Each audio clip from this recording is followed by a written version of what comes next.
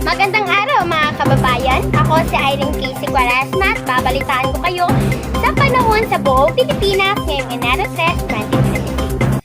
Mararanasin natin sa Luzon ang maulap at may kaunting ulan dahil sa hanging amihan, 22 degrees Celsius to 28 degrees Celsius.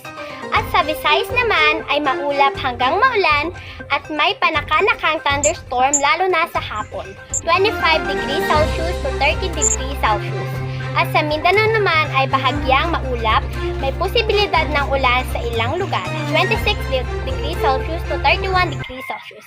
Paalala, walang bagyo pero magdala ng payong at mag-ingat sa biglaang ulan. Ako po si Irene Casey Quaresma ang Magandang araw mga kababayan. Ako si Irene Casey Quaresma at babalitaan ko kayo sa panahon sa buong Pilipinas ngayong Enero 3, 2026.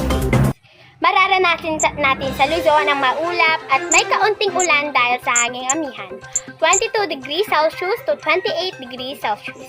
At sa Visayas naman ay maulap hanggang maulan at may panakanakang thunderstorm lalo na sa hapon, 25 degrees Celsius to 30 degrees Celsius.